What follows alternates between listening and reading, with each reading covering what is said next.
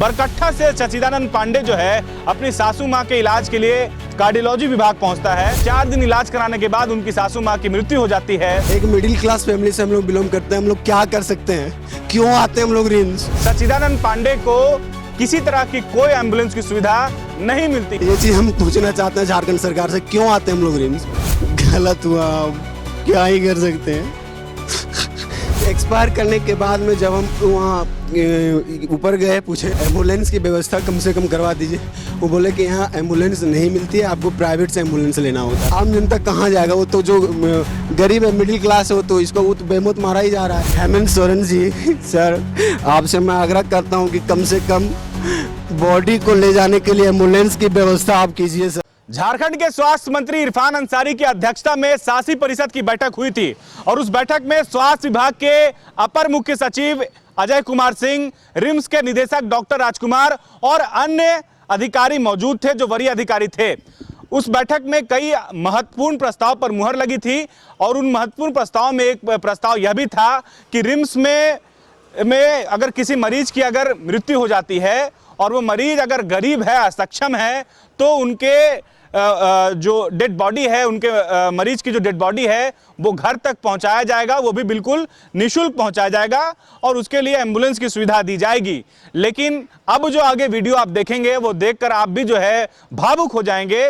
बरकट्ठा से सच्चिदानंद पांडे जो है अपनी सासू मां के इलाज के लिए कार्डियोलॉजी विभाग पहुंचता है।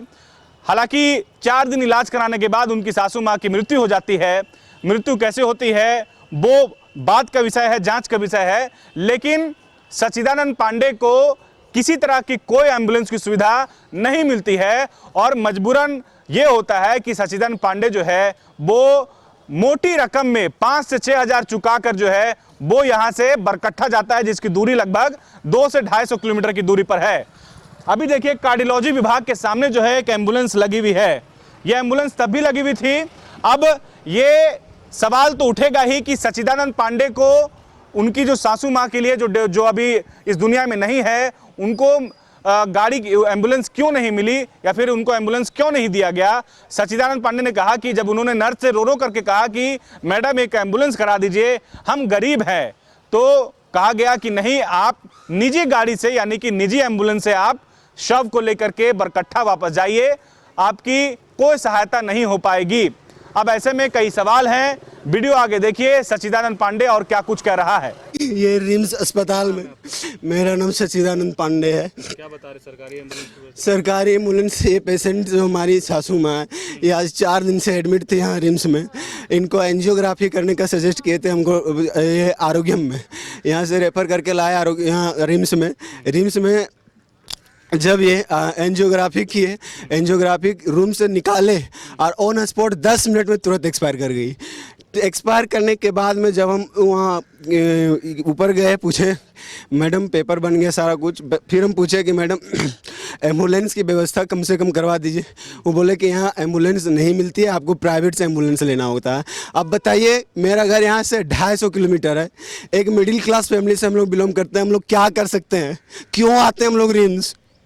ये चीज़ हम पूछना चाहते हैं झारखंड सरकार से, क्यों आते हैं हम लोग रिम्स? जब यहाँ एम्बुलेंस की व्यवस्था नहीं है, बॉडी को ले जाने की कोई व्यवस्था नहीं है, हम लोग क्या करें? गरीब आदमी क्या करेगा? कितना लग रहा है आपको अभी प्राइवेट में ले जाने में? अभी मैक्सिमम 5 से 6 हज़ार के बीच एम्बुलेंस का खर्च आ रहा है। 250 किलोमीटर है यहाँ से मेरा घर। आप जब आपकी सासू माँ को आप जब वहाँ आरोग्यम ले गए तो ठीक थी वहाँ पे सर बोले थे, ये कार्डियोलॉजी डॉक्टर है, डॉक्टर निखिल आनंद थे सर, तो वो बोले थे कि यहाँ पेशेंट रिकवर हो गया है, आप इनको एक बार एंजियोग्राफी करवा दीजिए, ये स्वस्थ हो जाएंगे। इस कारण से वो रेफ़र किए थे हमको यहाँ पे। उसके बाद में यहाँ आने के बाद में ये सिचुएशन हो गया सर हम लोग के साथ। बहुत गलत हुआ, क्या ही कर सकते हैं। बाकी कम से कम सरकार से आग्रह करते हैं कि मिडिल क्लास के लिए सर, हेमंत सोरेन जी सर, आपसे मैं आग्रह करता हूं कि कम से कम बॉडी को ले जाने के लिए एम्बुलेंस की व्यवस्था आप कीजिए सर, प्लीज़। हम रिक्वेस्ट कर रहे हैं आपसे। आपको जनता चुनती है किस लिए सर? क्यों कम से कम एम्बुलेंस की व्यवस्था होनी चाहिए। गरीब जनता हम लोग क्या करेंगे बताइए? अब प्राइवेट में अगर हम एंजियोग्राफी करवाने जाते हैं, हमारे पास मिडिल क्लास में कहाँ है 10-12 लाख रुपया सर, आप बताइए कहाँ से हम लोग क्या करेंगे। यहाँ रिम्स में लोग पहुँचते हैं तो यही हालत होता है, क्या कर सकता है आदमी बताइए। अक्सर इस तरह की घटना हो जाती है, लापरवाही बरता जाता है। जी जी, किस पर भरोसा करेगा सर? कहाँ जाएगा आम जनता? आम जनता कहाँ जाएगा? वो तो जो गरीब है, मिडिल क्लास है, वो तो बेमौत मारा ही जा रहा है। ये तो सार्वजनिक देखने की चीज़ है, बेमौत मारा जा रहा है। जो बड़े बड़े नेता लोग हैं, अभिनेता लोग हैं, उनका ट्रीटमेंट हो रहा है, बड़े बड़े एम्स में हो रहा है, बड़े बड़े प्राइवेट हॉस्पिटल्स में हो रहा है। और जिनके पास पैसा नहीं है वो क्या करेंगे? वो तो सरकारी अस्पताल ही आएंगे ना। सरकारी अस्पताल में सिस्टम भी पूरा सिस्टम जो है सो पूरा तरह से ये है, अब क्या कर सकते हैं बताइए। चलिए सर, धन्यवाद। और मैं क्या बोलूँ, उधर घर भी जाना है, बहुत दूर है, 250। घर है आपका? मेरा घर तो बरकट्ठा क्षेत्र से हम सर, हमारी सासू माँ का घर है चिचाकी सरिया, उधर से ही हम लोग हैं।